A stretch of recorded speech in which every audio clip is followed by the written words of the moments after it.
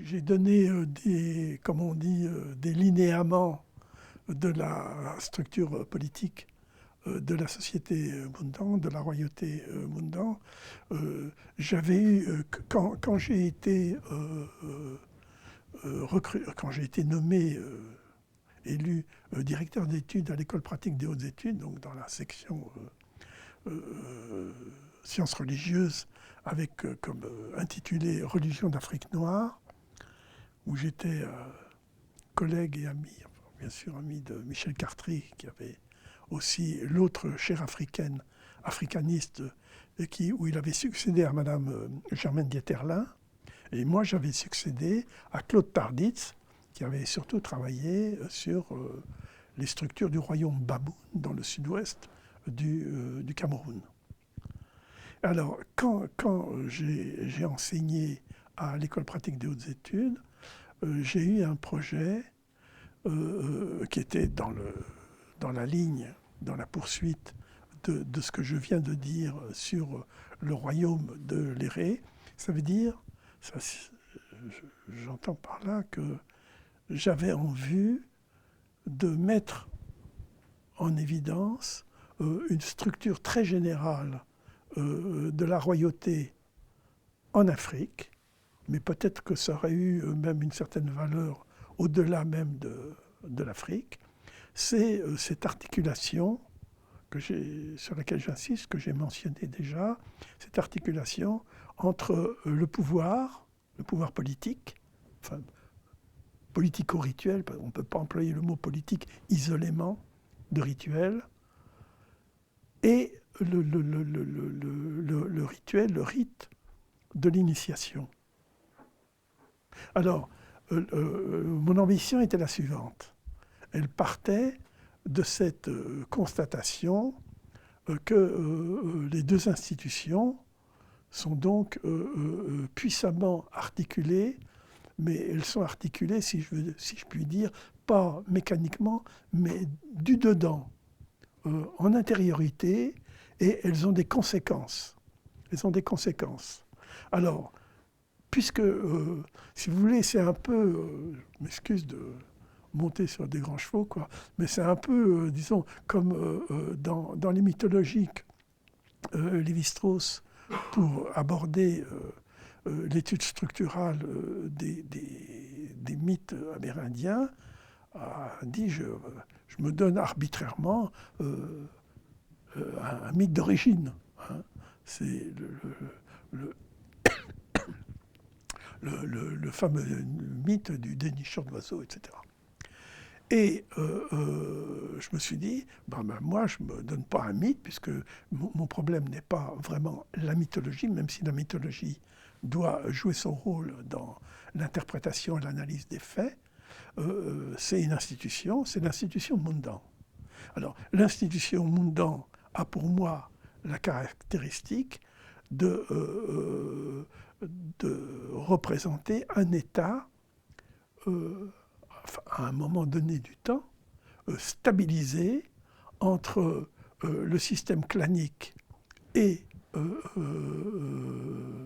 l'initiation qui est au cœur du système clanique et qui se manifeste dans les rituels, aussi bien dans les rituels de l'initiation elle-même que dans les rituels funéraires, comme je le disais tout à l'heure en prenant l'exemple du mort qui appartenait au clan du canot, au clan de la barque, et le pouvoir royal. C'est-à-dire que le pouvoir royal était doté effectivement d'une puissance, j'en ai parlé. Il y a l'armée, une armée, et il y a ses serviteurs, son entourage de notables, et puis il y a le Conseil des Anciens, qui est espèce de pouvoir spirituel, rituel, qui le contraint, qui veille sur lui. Donc, et qui représente le système clanique. Donc, il y a un équilibre, c'est à un moment donné, c'est un instant T de l'histoire qui peut durer peut-être un siècle ou deux, mais pas beaucoup plus, qui caractérise ce que j'ai pu, moi, étudier sur le terrain chez les Mundang de Léré. Bon. Mais je me suis dit, en parcourant et en faisant un peu plus que parcourir, en étudiant la littérature alors africaine, africaniste, depuis l'extrême ouest atlantique jusqu'à l'est, les pays de la zone nilotique et du Congo, je me suis dit, qu'en est-il des royaumes, puisqu'il y a des royaumes un peu partout, quant à la relation entre l'institution royale et l'institution initiatique. Alors, j'ai immédiatement, enfin quand je dis immédiatement, je veux dire au bout de un an de lecture et de cours, j'ai aperçu qu'il y avait quand même quelque chose qui donnait sens à ma comparaison, c'est-à-dire que, supposons que les Mundang représentent un état d'équilibre, royauté, initiation, vous aurez des systèmes où la royauté l'emporte sur l'initiation, l'un faiblit, l'autre se renforce, et des systèmes où c'est l'inverse. Alors, je vais donner deux exemples simplement. En Afrique du Sud-Est, dans l'Afrique du Sud-Est, chez les populations comme les Swazis, les Zoulous, etc., vous avez le rituel de l'initiation qui est, comme chez les Mundang, centré sur l'acte rituel de la circoncision. Bon. Donc, c'est une société clanique, segmentaire, où les grands lignages, les clans, ont entre les mains ce rituel.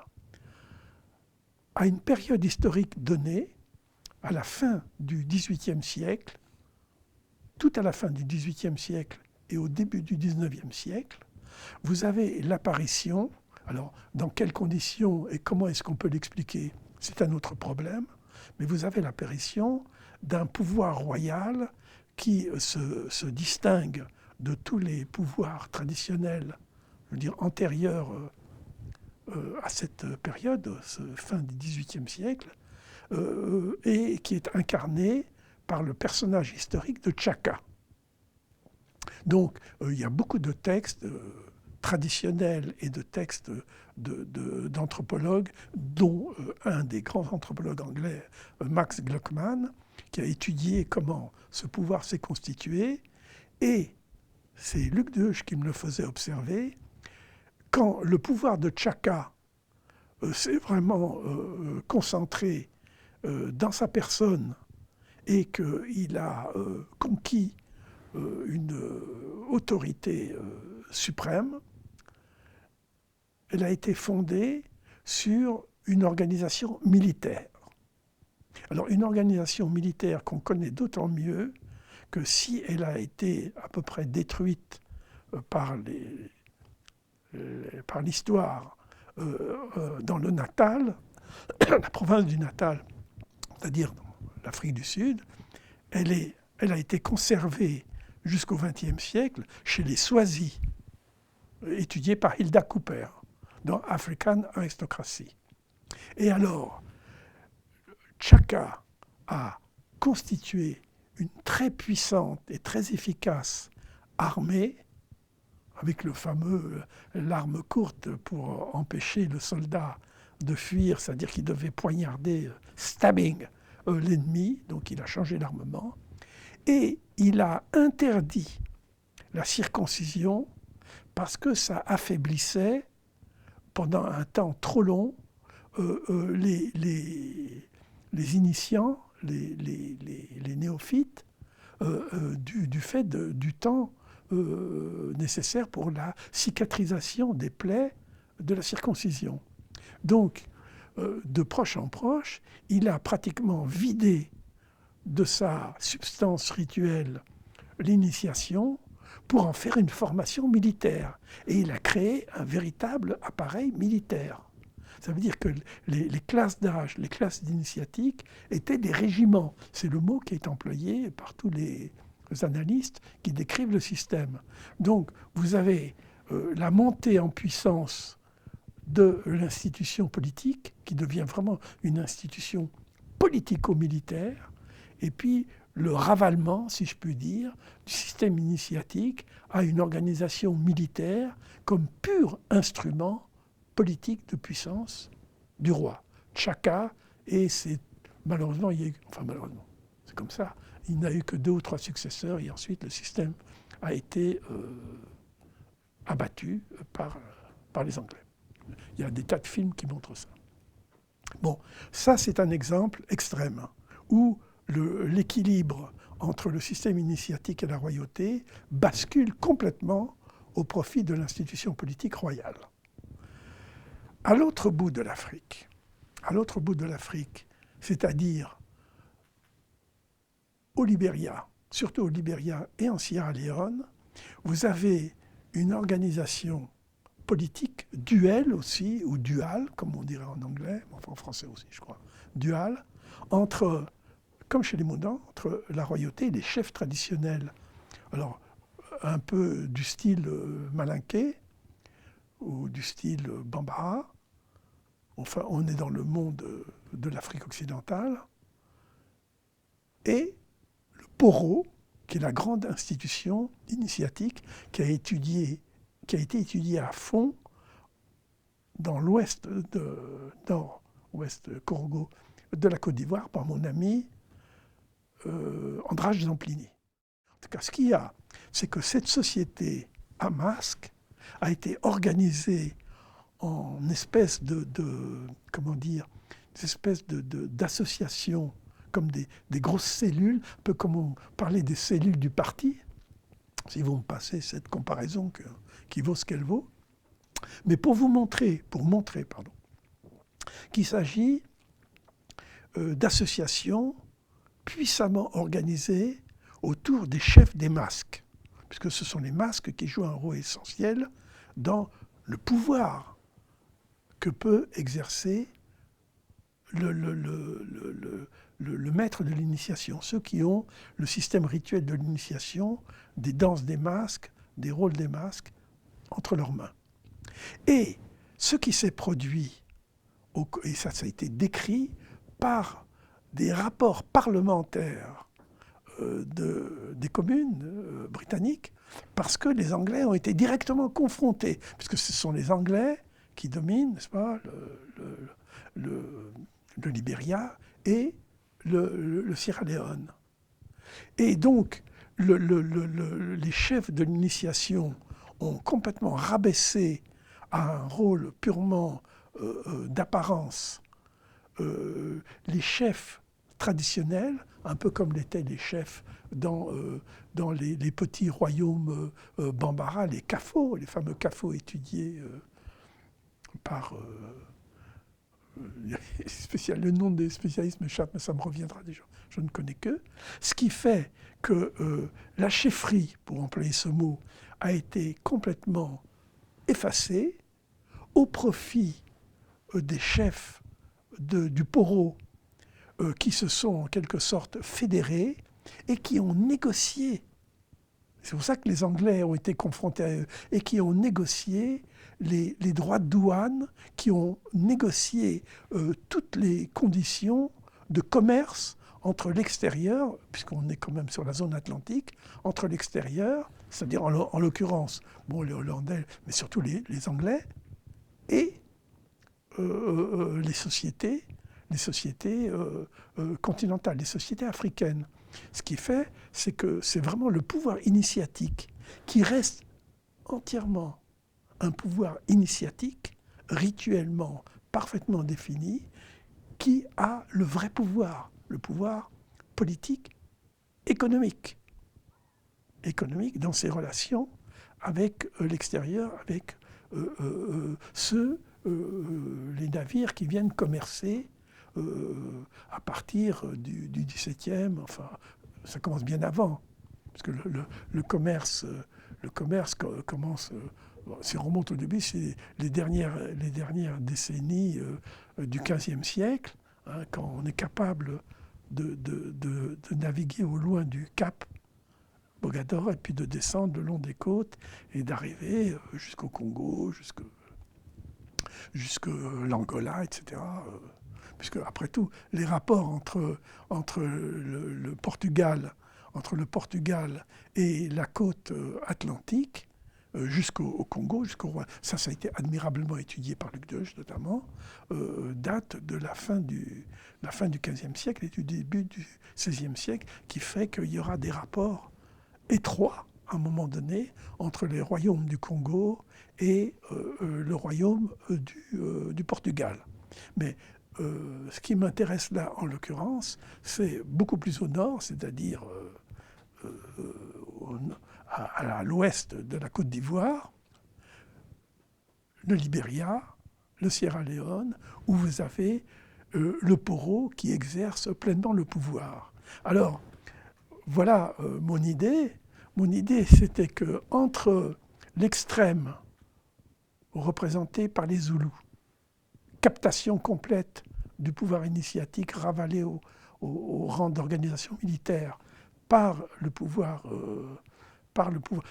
politique qui reste un pouvoir sacralisé. Hein. Le pouvoir de Tchaka, même si à un moment donné il se compare à la reine d'Angleterre, parce que Tchaka rencontre des officiers britanniques et comme il est féru d'organisation militaire, il dit mais et les Anglais, ça marche comment l'armée anglaise? On lui explique un peu le fonctionnement des régiments dans l'armée de Sa Gracieuse Majesté. Donc il y a ça, mais en même temps, Tchaka est un roi sacré, bien entendu. Bon, et l'autre extrême que je viens de décrire en quelques mots, quoi, enfin, concernant le Poro, non pas de la Côte d'Ivoire, mais plus à l'ouest, le Poro du Libéria, trouver des exemples intermédiaires, c'est-à-dire où on voit comment le degré, les gradients entre un soi-disant, enfin, postulé état d'équilibre entre les deux institutions, royauté et initiation, et là où on sent que ça va basculer d'un côté ou ça va basculer de l'autre. Alors j'avais, bon je ne vais pas rentrer dans le détail parce que j'ai passé en revue à peu près tout ce que j'ai pu trouver, que ce soit du côté des royaumes du Congo étudiés par Vansina, que ce soit bon, du côté des Baluba, que ce soit... Et puis de l'autre côté, alors il y a un exemple que j'ai longuement développé dans un cours, mais que je n'ai pas osé publier, c'est l'exemple des Bambara de Ségou. Alors là, je me suis appuyé sur un ouvrage que tous les africanistes connaissent par cœur, c'est l'ouvrage de Monteil, de Charles Monteil, sur le royaume de Ségou.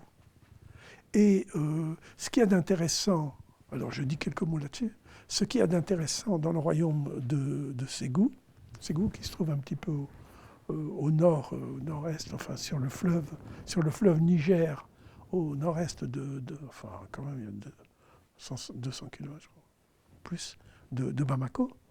Donc le royaume de Ségou, c'est que vous avez donc un très puissant système d'initiation qui a été longuement décrit alors, par des personnes, d'abord par Dominique Zahan, le Nkomo, le Nto, etc., le Nto, etc., et par mon ami qui est décédé depuis quelques années, qui était un grand chercheur africain qui s'appelle Youssouf Cissé, qui a beaucoup publié sur l'Empire du Mali, et la geste du Mali, et dont je me sers beaucoup dans mon analyse de l'histoire occidentale de l'Afrique, dans Hegel et l'Afrique, Youssouf Cissé. Donc, dans le cas des Bambara, vous avez aussi la naissance, un peu comme Tchaka. D'ailleurs, ce qui est assez croustillant ou intéressant, c'est qu'à peu près à la même époque.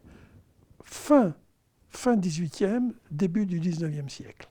Hein, on est autour des années 1805, 1810, etc. D'ailleurs, il y a quelqu'un qui s'est amusé à dire, décidément, c'est l'ère de Napoléon.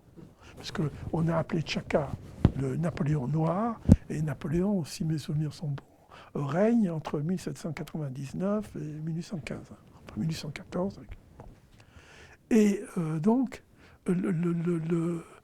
vous avez le Biton Koulibaly, qui est un simple Bambara qui dirige, qui fait partie d'une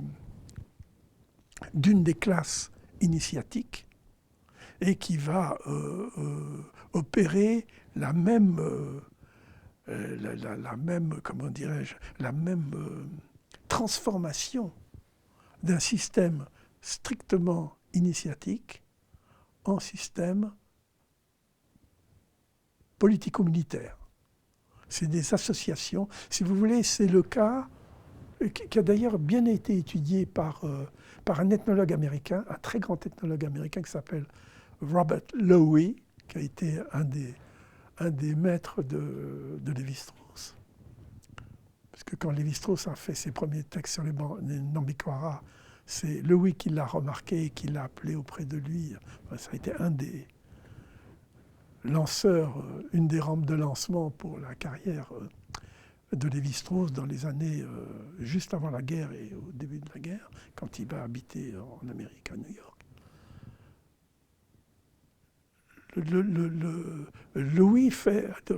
En ce sens, c'est Louis qui m'a un peu, si j'ose dire vulgairement, qui m'a un petit peu cassé la baraque, dans la mesure où il avait esquissé dans un livre qui s'appelle, publié en 1927, Origin of the State, donc les origins, les origines. Les origines de l'État, parce qu'il ne prétend pas que partout et en tout temps, quand il y a naissance de l'État, ça se fait de cette façon-là. Mais en tout cas, lui, comme je le suivrai ensuite, lit les associations, dont le Poro, parce qu'il y avait déjà beaucoup de documents sur le Poro du Libéria, utilisés par Lowy pour montrer comment un pouvoir coercitif extrêmement dur, extrêmement contraignant, est capable de jouer le rôle de pouvoir et d'autorité politique. Enfin, autorité rituelle, autorité initiatique, transformée en pouvoir politique. Et alors, mais Lowy ne connaissait pas le cas des Bambara et des Bambara de Ségou, tel qu'il est expliqué par Charles Monteil dans son livre sur les Ségou, sur les Bambara de Ségou. Alors, vous avez une description historique de la manière dont Biton Koulibaly a opéré donc cette transformation, cette métamorphose d'un système. Alors, il a maintenu, parce que le système initiatique des Bambara a quelque chose de très particulier qui n'existe pas ni chez les Mundans, et je ne crois pas que ça existe dans le Poro, et que ça n'existe pas, évidemment, dans les initiations des classes d'âge du sud-est africain, chez les Swazis ou chez les Zoulous, ou d'autres groupes encore. C'est le fait que vous avez des classes hiérarchisées qui représentent une espèce d'échelle où vous pouvez monter les degrés en allant vers un statut de plus en plus exceptionnel de grand initié. Hein, bon, je n'ai pas dans la tête les noms de... la classe la plus connue, c'est le Nkomo, puisque Youssouf Cissé et Germaine Dieterlin ont consacré un ouvrage pour décrire l'initiation et tout le symbolisme lié à l'initiation dans le Nkomo du Mali. Et alors là, c'est... alors, la caractéristique de la classe d'âge que Biton Coulibaly a pu transformer en appareil politico-militaire, c'était la classe, d'ailleurs, qui a été utilisée par l'État malien à l'époque du pouvoir de Modibo Keïta, et même, je crois, à l'époque je ne me souviens plus du nom du successeur, je me demande si ce n'est pas tout simplement Moussa Traoré. Et au Mali, on est au Mali. Donc, c'était la classe des gens qui rendent des services de travail. C'est-à-dire, on leur distribue de la nourriture, de la bière de mil, et ils travaillent dans les champs massivement pour un village, pour un ensemble de villages, etc. Et ils fournissent donc, en échange de la nourriture et de la boisson, des prestations de travail. Et ils sont organisés un peu comme on pourrait dire, pour prendre un exemple ici, un camp de jeunesse où les garçons dorment sous des tentes et puis dès le lever du soleil, ils vont dans les champs et ils travaillent. Et en échange, on les loge sous les tentes, on les nourrit, on leur donne la boisson. Alors c'est cette classe d'âge-là que, sans toucher à l'ensemble très puissant, hiérarchisé des classes initiatiques, ce sont des classes initiatiques, quand vous arrivez au sommet, vous êtes un être à part. Vous êtes quelqu'un, la main sur le cœur, vous êtes quelqu'un qui est à la fois comme un sage suprême et un clown. Hein, ça, c'est le sommet des classes initiatiques chez les Bambara. Et ça, Coulibaly et ses successeurs n'y ont pas touché.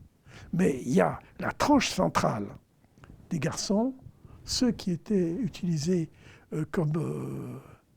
il y a eu toute une thèse là-dessus, comme classe de travail. C'est comme on dirait un mouvement de jeunesse utilisé par l'État pour fournir de la main-d'œuvre dans les champs. Hein.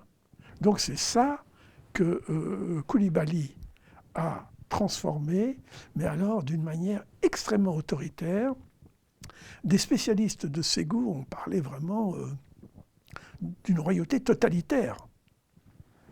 À propos, et ce qui est, je le remarquais tout à l'heure, ce qui est quand même un peu troublant, enfin, c'est que c'est simultané, c'est synchrone avec ce qui se passe en Afrique de l'Est, dans le Sud-Est. Alors, donc, il y a ces cas-là. Donc, j'avais mes dossiers constitués sur un certain nombre de cas bien documentés, comme on dit, hein, qui allaient donc depuis les Zoulous jusqu'aux tribus mandées de l'Afrique occidentale, atlantique, avec mon cas central, qui était le cas des Moundans, plus le cas quand même très exemplaire des Bambara de Ségou. Mais il manquait quelque chose. Il manquait quelque chose qui, me trouvant face à la contingence historique, hein, les événements de l'Afrique du Sud ne sont pas les mêmes que les événements atlantiques. Dans un cas, le commerce extérieur joue un rôle très important.